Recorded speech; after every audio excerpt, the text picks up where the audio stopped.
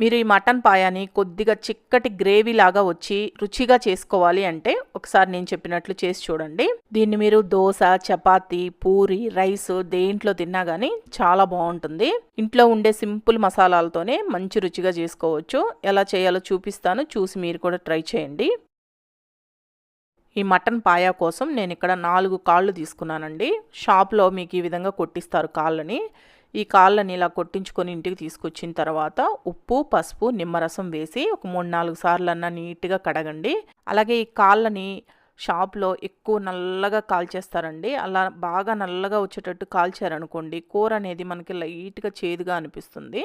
అందుకని మీరు తీసుకునేటప్పుడే లైట్గా కాల్చిన కాళ్ళు తీసుకోండి, బాగుంటుంది. నాకు ఆల్రెడీ నల్లగానే కాల్చున్నాయి, నాకు ఇవే దొరికాయండి. అందుకని తీసుకొచ్చి వీలైనంత వరకు నీట్గా కడిగాను.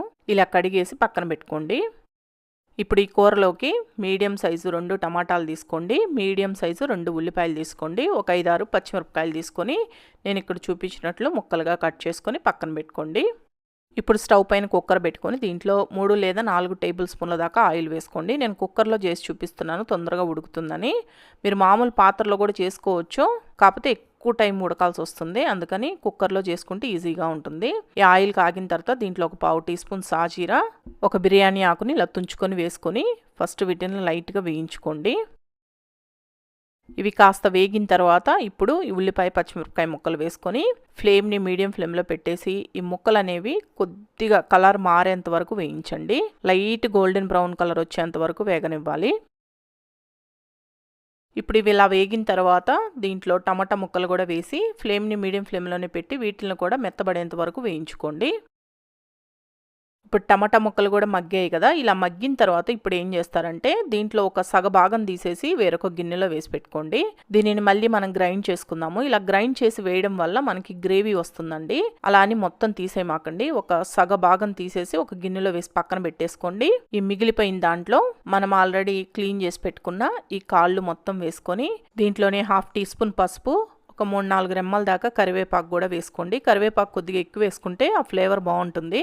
మీకు అంత కరివేపాకు వద్దు అనుకుంటే తగ్గించి వేసుకోండి. ఇవి వేయించుకునేటప్పుడే దీంట్లోనే ఒక టేబుల్ స్పూన్ దాకా ఫ్రెష్ అల్లం వెల్లుల్లి పేస్ట్ వేసుకోండి. అల్లం వెల్లుల్లి పేస్ట్ అప్పటికప్పుడు దంచుకున్నది వేసుకుంటేనే బాగుంటుందండి. ఇవన్నీ వేసుకున్న తర్వాత ఫ్లేమ్ని లో ఫ్లేమ్లోనే పెట్టి ఇలా బాగా కలుపుతూ ఒక 4-5 నిమిషాలు వేగనివ్వండి.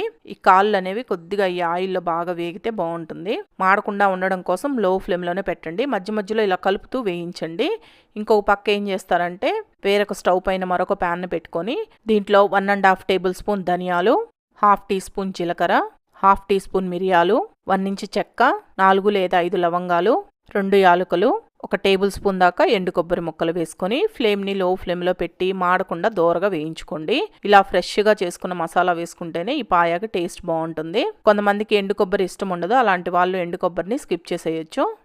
ఇప్పుడు చూడండి ఇలా దోరగా వేగితే సరిపోతుందండి. మరి మాడేటట్టు వేయించుకుంటే కూడా మీకు చేదుగా అనిపిస్తుంది కూర అనేది. ఇలా వేగిన తర్వాత వీటిలన్నింటినీ మిక్సీ జార్లోకి తీసుకొని ఒకసారి మెత్తగా గ్రైండ్ చేసుకోండి. ఇలా గ్రైండ్ చేసుకున్న తర్వాత ఇప్పుడు ఆల్రెడీ మనం ఉల్లిపాయ టమాటాని వేయించుకొని పక్కన తీసి పెట్టుకున్నాం కదా, ఆ ఉల్లిపాయ టమాటాను కూడా వేసి కొద్దిగా నీళ్లు పోసి మెత్తటి పేస్ట్ లాగా చేసుకొని పక్కన పెట్టుకోండి. ఈ మసాలా పేస్ట్ తోటే మనకి గ్రేవీ వస్తుందండి. కాస్త చిక్కటి గ్రేవీ అనేది కావాలి అంటే ఇలా చేసుకోవాలి. ఇలా చేసుకున్న మసాలా పేస్ట్ ని పక్కన పెట్టేసి ఇప్పుడు ఈ కాళ్ళు వేగాయో లేదో చూద్దామండి. బాగా వేగాయి కదా, ఈ విధంగా కొద్దిగా వేగితే బాగుంటుంది. ఇలా వేగిన తర్వాత ఇప్పుడు దీంట్లో ఒక 2 టేబుల్ స్పూన్ల కారం వేసుకొని బాగా కలుపుకోండి. దీనికి కారం కొద్దిగా ఎక్కువ ఉంటేనే బాగుంటుందండి. మీకు అంత కారం వద్దు అనుకుంటే తగ్గించుకోండి. మీరు కుక్కర్లో కాకుండా మామూలు ప్యాన్లో చేసుకున్న సేమ్ ఇదే ప్రాసెస్లో చేసుకోండి. ఇలా కలుపుకున్న తర్వాత ఇప్పుడు దీంట్లో మనం ముందుగా గ్రైండ్ చేసి పెట్టుకున్న ఈ పేస్ట్ మొత్తాన్ని వేసుకొని లో టు మీడియం ఫ్లేమ్లో పెట్టి ఇలా కంటిన్యూస్గా కలుపుతూ బాగా వేగనివ్వండి. మీకు ఫస్ట్ డ్రైగా ఉన్నట్టు ఉంటుంది, తర్వాత వేగే కొద్దిగా ఆయిల్ సపరేట్ అవుతుంది. అలా వచ్చేంత వరకు వేయించుకోండి. ఈ మసాలా పేస్ట్ కూడా ముక్కకు పట్టి బాగా వేగుతుంది.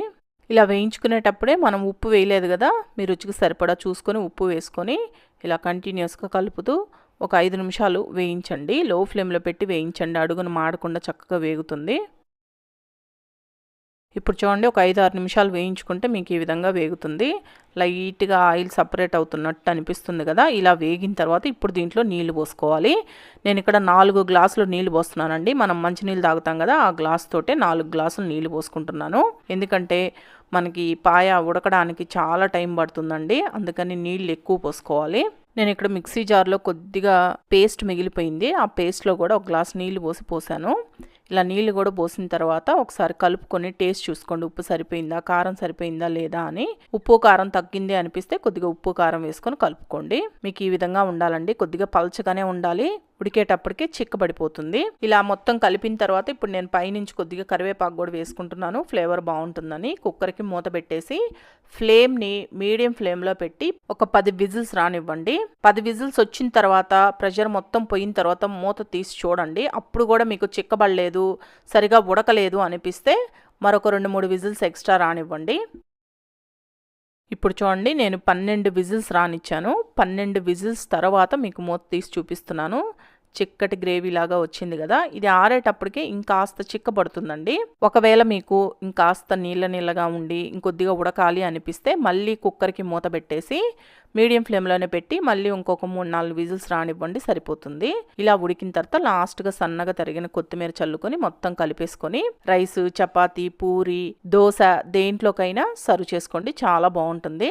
కొద్దిగా చిక్కటి గ్రేవీ లాగా వచ్చి రుచిగా చేసుకోవాలి అంటే మటన్ పాయాని ఇలా ట్రై చేసి చూడండి. ఈ వీడియో మీకు నచ్చింది అనుకుంటున్నాను. నచ్చితే మనా షెఫ్ ఛానల్ని సబ్స్క్రైబ్ చేసుకోండి, లైక్ చేయండి,